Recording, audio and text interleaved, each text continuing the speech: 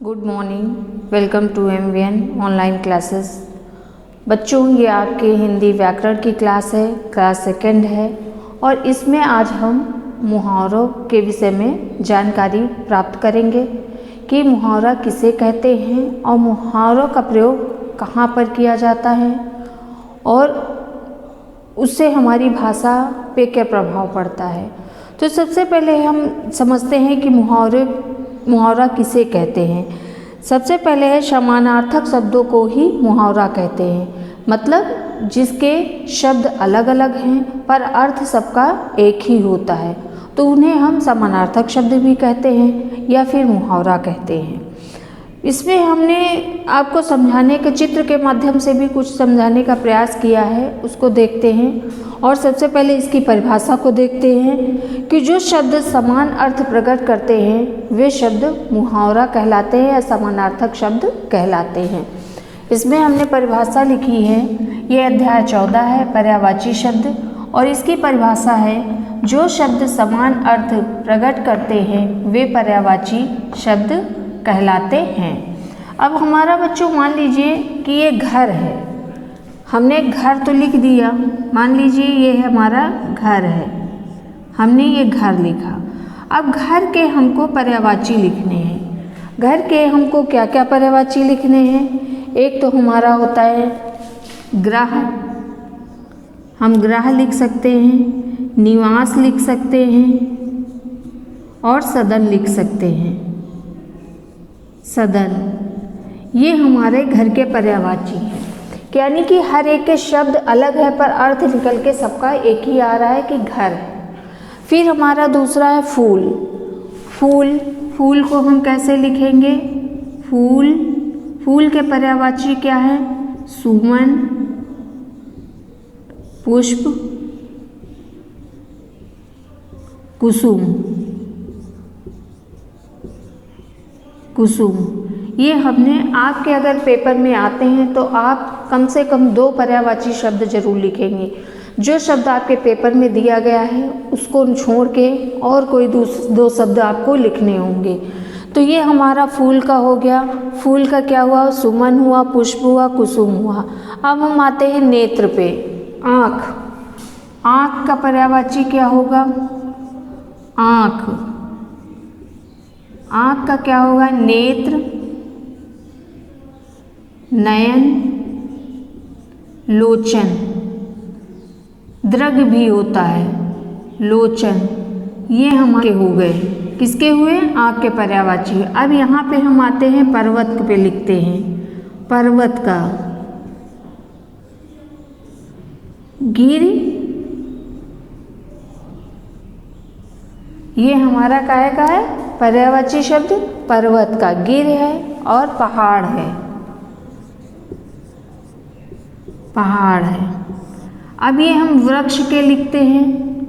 वृक्ष, पेड़ और विटप। इसका तरु भी होता है, तरु। तो ये हमारे किसके हो गए? घर का हो गया, फूल का हो गया, आँख का हो गया और इसका हो गया पर्वत का हो गया, वृक्ष का हो गया। हाथ, हाथ का हम क्या लिखेंगे? कर लिखेंगे, हस्त लिखेंगे, भुजा लिखेंगे। और कपड़े का क्या लिखेंगे? कपड़ा, ये हमारा मान लीजिए कपड़ा है, ये कपड़ा है तो कपड़े के हम क्या लिखेंगे? वस्त्र लिखेंगे, चीर लिखेंगे। और भी आपके पर्यायवाची हैं जैसे वसन है, पट है। तो ये हमारे पर्यायवाची शब्द किसके हो गए? कपड़े के हो गए। तो इस तरह हम पर्यायवाची शब्द लिखेंगे। अब आते हैं पृथ्वी। पृथ्वी के हम पर्यायवाची क्या लिखेंगे? भू, धरा और वसुंधरा। वसुंधरा, तो ये हमारे पर्यायवाची शब्द हैं। चंद्रमा का चांद, शशि, मयंक, ये हमारे चंद्रमा के हो गए। चंद्रमा का हम ऐसे चांद का चिन्ह बनाएंगे,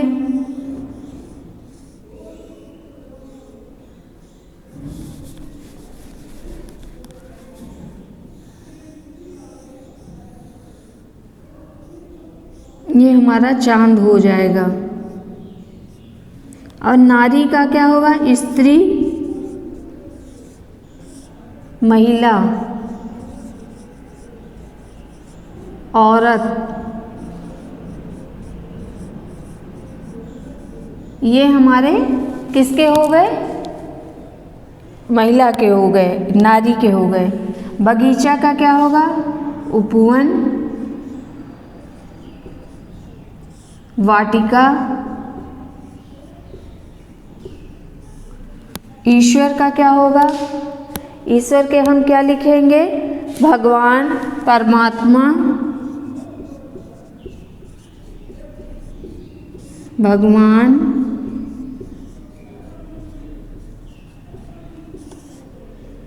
प्रभु।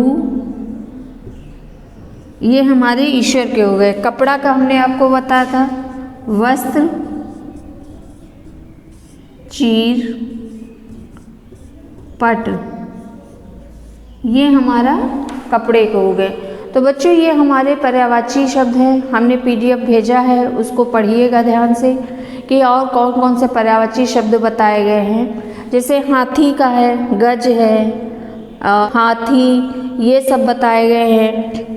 इसी तरह से कुछ हमारे जैसे है, मान लीजिए हमारा सूरज का है। सूरज का क्या होगा? रवि होगा, दिनकर होगा, भास्कर होगा। अगर मान लीजिए हमारा रात का है, रात का क्या होगा? रात्रि होगी, रजनी होगी, और क्या? निशा होगी। और मान लीजिए हमको कमल का लिखना है तो राजीव, सरोज और जलज, इस तरह से लिखना होगा।